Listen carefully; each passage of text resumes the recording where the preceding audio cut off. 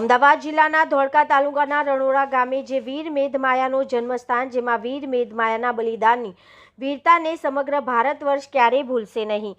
આ ગામમાં ફરી એકવાર એક 7મા ધોરણમાં અભ્યાસ કરતી દીકરીના જીવને જોખમમાં મૂકીને બલિદાનની ગાથા જીવંત રાખવાનું માનવતાનું સચોટ ઉદાહરણ આપતો કિસ્સો બહાર આવ્યો છે। ચાલો વાત કરીએ એ દીકરીની। માહી ભરતભાઈ ડાભી, ગામ રણોડા, તાલુકો ધોળકા, જિલ્લો અમદાવાદ। ધોરણ 7માં અભ્યાસ કરતી દીકરી જે થેલેસેમિયાની ગંભીર બીમારીથી પીડાય છે, જેને સારવાર માટે આશરે 20 થી 22 લાખ રૂપિયાના ફંડની જરૂર પડી છે।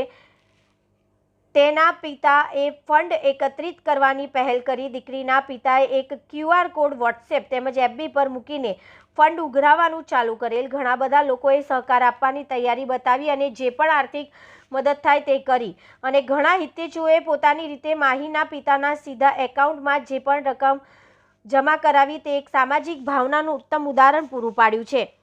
અમદાવાદ ખાતે સિલજ ગામમાં હેલ્થ વન હોસ્પિટલ તરફથી 10 થી 14 લાખ રૂપિયા સંસ્થા તરફથી મદદ મળવાની જણાવેલ, છતાં પરિવારને બીજા 8 થી 10 લાખની જરૂર પડે તેમ હતી, છતાં પરિવાર હાર્યો નહીં અને ફંડ આવવાનું ચાલુ જ છે।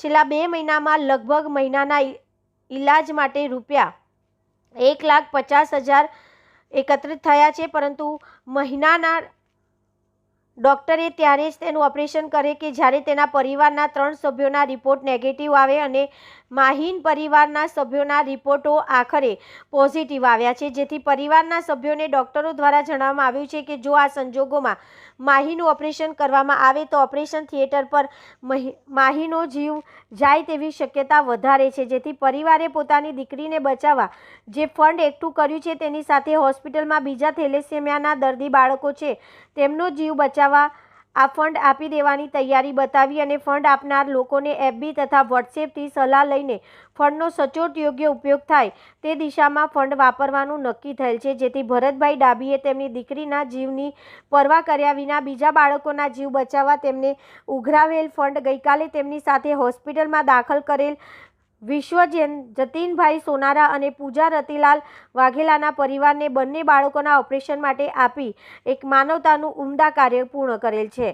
આ બાબતે ધોળકા અનુસૂચિત સમાજની જનરલ મીટિંગ બોલાવી સમગ્ર ઘટના વિશે માહિતગાર કરી પરિવાર તથા માહી તેમજ સામાજિક આગેવાન ભરતભાઈ નારાયણભાઈ વાઘેલાએ સંપૂર્ણ માહિતી આપી।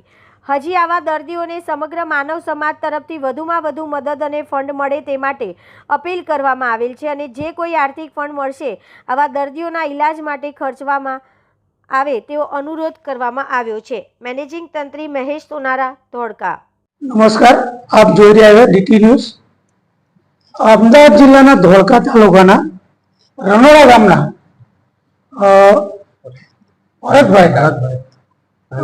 ભૈલાલભાઈ ડાભી જેઓની દીકરીને થેલેસેમિયાની બીમારી છે, જેના અનુસંધાને તેઓની બેબીને સિલજની કઈ હોસ્પિટલ હેલ્થ વન હોસ્પિટલમાં એડમિટ કરવામાં આવી હતી। ત્યાં તેનો સારવારનો લાંબો ખર્ચ આવતા તેઓ દ્વારા જે સ્કેનર સામાજિક સહાય માટે સ્કેનર મોકલે તેના અનુસંધાને તેમની કને જે ફંડિંગ આવેલ છે તેઓ સ્વૈચ્છિક તેમની બેબીને અત્યારે હાલ ઓપરેશન ન કરવાનું હોવાથી બીજા તેમની સાથે સહદર્દીના સગાને સ્વૈચ્છિક આપવા તૈયાર થયા છે। તો આ સઘળી બાબત શું છે તે અનુસંધાને આ બેબીને આપણે પૂછીએ કે તેને શું બીમારી છે। હા બેટા, તારું નામ? મારું નામ માહી ભરતકુમાર ડાભી છે। હા બેટા, તને કેટલા વર્ષથી આ બીમારી છે? હું જન્મીને ત્યારથી જ। હા, બીમારીનું નામ આવડે છે તને? Thalassemia major. ઓકે, આ બીમારી માટે ડોક્ટરે શું પરેજી પાડવાની કીધી અને કઈ રીતે ઓપરેશન કરવું પડશે એવું કઈ કીધું? એટલે કે છે ને આમાં એવું હતું કે પેલા આપણા રિપોર્ટ હોય ને એ બધા મેચ કરીને પછી આપણા મેચ આવી જાય તો પછી અહીંયા આગળ એક ચિપ આવે છે આટલી, તો એ નાખવામાં આવે અને પછી એમની પ્રોસેસ ચાલુ કરે। ઓકે, હવે એ ખર્ચ કેટલો થવાનો હતો એવું કઈ કીધું તું તારા પપ્પાને? એટલે કે છે ને જે ઓલું ઓપરેશન માટે 14 લાખ અને બીજો આપણને ઘરનો ને બધો ખર્ચો હોય ને એ 5-6 લાખ જેવું થાય. એટલે ટોટલ 20 થી 22 લાખ રૂપિયા ખર્ચો હા. થાય. તો આના માટે તમે શું કરેલું કે પૈસા કઈ રીતે આવશે? કેમ કે તમારા પપ્પા જોડે સગવડ ખરી? ના, મારા પપ્પા જોડે સગવડ નથી. તે એમને એક QR કોડ બનાવ્યો અને પછી એ બધાની પાસે પહોંચાડ્યો અને બધા પૈસા આવવા માંડ્યા હતા ખાતામાં. તેથી ફંડ થોડો ભેગો થઈ ગયો. ઓકે. તમારું નામ? ડાભી ભરત કોવેલાલ. આપ દીકરીના પિતા છો. તમે જે આ ફંડ ઉઘરાવ્યું છે એ કઈ રીતે હવે વાપરવા માંગો છો અને એનું કારણ શું છે? એનું કારણ એ જ છે કે ઓપરેશન અત્યારે હવે થાય એવું નથી એનું. એનું કારણ કે જે અત્યારે રનિંગમાં ઓપરેશન છે ને એ ઓપરેશનમાં એના રિપોર્ટ મેચ થતા નથી. બીજી પ્રોસેસમાં જીવનું જોખમ છે એટલે ડોક્ટર સાહેબને મેં ના પાડી કે મારા બેબી અત્યારે હરતી ફરતી છે તો મારે દવાખાનામાં નથી લાવવી, તો મેં ઓપરેશનનું ના પાડી દીધું.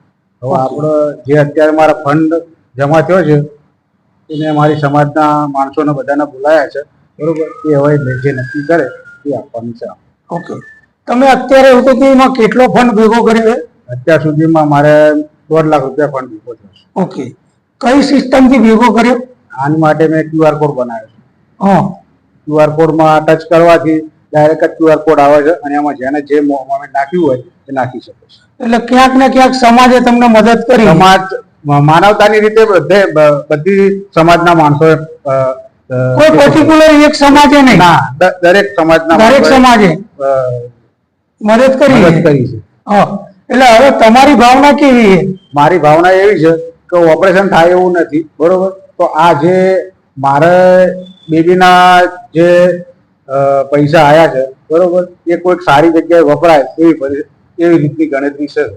એટલે સારી જગ્યાએ એટલે તમારું કેવું એવું છે કે તમારી બાજુમાં કોઈ બીજા થેલેસેમિયાના દર્દી છે તેવાના જ કામ માટે વપરાય તો એક સારામાં સારો મેસેજ સમાજ માટે જશે. હા, કેમ કે જે કામથી લોકોએ મને આટલું સહયોગ કર્યો છે, બરોબર, તો કદાચ એ કામથી વપરાય એ માટે હું ખુશ છું. હા. મારી બેબી પણ ખુશ છે. ઓકે. એટલા માટે તો હવે સમાજે તમને જે નિર્ણય આપ્યો છે તો એનો કઈ રીતે તમે પેમેન્ટ કરો? સમાજે જે રીતે નિર્ણય આપ્યો એ હું ચેકથી નિર્ણય કરું છું. હા. એટલે તમે 3 દર્દી છે એ 3 દર્દીને વેચવાની વાત જે સમાજે કરી છે અત્યારે હાલ, તેમાં એગ્રી છો ને? અને સમાજ આ રીતે સહકાર આપશે તેવી આપને શુભેચ્છા અમારા તરફથી અને અમારી ચેનલ તરફથી છે. તો અત્યારે હાલ અહીંયા જે ભાઈને આપવાનો હોય તમારે ચેક કે એના બાળકને આપવાનો હોય એ ભાઈ અહીંયા હાજર છે? જે છોકરાને અને છોકરીને બે જણાને આપવાના છે સાહેબ, એમાંથી છોકરાના પપ્પા અત્યારે હાજર છે અને છોકરીના પપ્પા નથી અને છોકરાના અત્યારે એડમિટ છે. એને 24 તારીખે ઓપરેશન. એ ભાઈને અહીંયા બોલાવીને તમે ચેક આપવા માંગો? હા, આપી દો. હા. મારું નામ ભરતભાઈ વાઘેલા છે. હું ઘણા બધા ગ્રુપો સાથે સંકળાયેલો છું. રોજ ગ્રુપોમાં નવા મેસેજ, નવી વસ્તુઓ જાણવામાં એક મેસેજ મેં એવો જોયો જે સામાજિક રીતે હચમચી જવાય એવો મેસેજથી મને આમ થોડું લાગણીસભર થયું, જેના કારણે મેં સમાજમાં એક મેસેજ મોકલ્યો કે રનોડા ગામની એક દીકરી છે માહી, તેના પિતાનું નામ છે ભરતભાઈ, અને એ ભરતભાઈની મેં રૂબરૂ મુલાકાત લઈ અને સઘળી વિગત જાણી અને એ વિગત જાણતા મને એવું લાગ્યું કે ના, આમને કંઈક મદદ કરવી. અને આના અનુસંધાને મેં સામાજિક રીતે એક ઉત્તમ ઉદાહરણ પૂરું થાય તેવી ભાવનાથી એક સમાજમાં મેસેજ મોકલ્યો કે આ દીકરીને કંઈક ફંડ એકત્રિત થાય અને એને એની સારવાર પાછળ કંઈક આપણે સહાય કરી શકીએ. જે હેતુથી મેં ફંડ માટે મેસેજ કરેલો તો સમાજના ઘણા યુવાનોએ, ઘણા લોકોએ સારું એવું ફંડ એકત્રિત કરીને એમને એકઠું કરી આપ્યું. પણ સમય સંજોગોના કારણે થોડા સમય પછી જ્યારે ભરતભાઈ સાથે મારે વાત થઈ કે ભરતભાઈ દીકરીના ઓપરેશનનો સમય ક્યારે છે, કઈ બીજું તમારે વધારે ફંડ જોઈએ તો પણ બીજા આપવા માટે તૈયાર છે, પણ તેઓના મેસેજથી એ લોકોએ અમને ના પાડી. ભરતભાઈનો જવાબ એવો જ હતો કે મારી દીકરીને જે ઓપરેશન માટે જે પ્રક્રિયા કરવાની હોય બોન મેરો ટ્રાન્સપ્લાન્ટની, એ પ્રક્રિયા દરમિયાન તેના જે રિપોર્ટો આવવા જોઈએ, અમારી સાથે જે મેચ થવા જોઈએ, એ રિપોર્ટો અમારે નેગેટિવ આવવા જોઈએ કે પોઝિટિવ આવવા જોઈએ, એની અંદર તે લોકો ઉણા ઉતર્યા નહોતા, જેના કારણે કદાચ સારવાર દરમિયાન દીકરીનું મોત પણ થઈ શકે એવી પોઝિશન આવીને ઉભેલી હતી. હવે આ ફંડ એકત્રિત થયેલું તેના માટે અમે તેના પિતાને વાત કરી, ભરતભાઈ જોડે વાત કરી. ભરતભાઈએ વાત કરી કે જે ફંડ સામાજિક રીતે અમને મળ્યું છે એ ફંડને અમે કોઈ બીજા આ પ્રકારના દર્દીને અમે આપવા માંગીએ છીએ. પછી મેં પણ આ જે ફંડ ભેગું થયું હતું તે તમામની ઈચ્છા જાણવા માટે મેં બીજા પણ મેસેજ સમાજમાં કર્યા. ઘણા લોકોએ મને સારા એ રીતના કે ભાઈ આ જ ફંડ કોઈ બીજા દર્દીને સારા કામમાં આવે એવી ભાવનાથી આપણે એકત્રિત થઈ અને આ ફંડ બીજા કોઈ દર્દીને આપણે આપી દઈએ. તેવામાં તેમની જ સાથે ભરતભાઈ જ્યાં સારવાર માટે દીકરીને લઈ જતા હતા ત્યાં એક આપણા ધોળકાના જતીનભાઈ કરીને છે, તેમનો દીકરો 20 જે 11 વર્ષનો છે, તેનું 24 તારીખના રોજ સિલેજ ઓપરેશન થવા જઈ રહ્યું છે. અને બીજા છે વટામણના ઘનશ્યામભાઈ કરીને છે, તેમની દીકરી પણ 11 વર્ષની છે, પૂજા નામની જે છોકરી છે તેનું પણ એપ્રિલ મહિનામાં ઓપરેશન થવા જઈ રહ્યું છે. તો આમની ભાવના દરેક લોકોને હૈયે બેસી અને દરેક લોકોએ તેમને એમના નિર્ણયને સારો એવો આવકાર્યો અને એમના નિર્ણયને યોગ્ય આપી અને બંને દર્દીને જે રકમ આપે છે એ સર્વાનુમતે બહુ સારું છે અને હું પણ સહમત છું અને તમામ લોકો પણ સહમત છે. હું આશા રાખું છું કે દીકરી માહીને સારું થઈ જાય અને ભવિષ્યની અંદર કંઈ પણ જરૂર હશે તો સમાજે સહકાર આપવાની અપેક્ષા દર્શાવી છે. બસ આટલું કહી મારું વચન પૂરું કરું છું. આભાર. મહેશ સોનારા.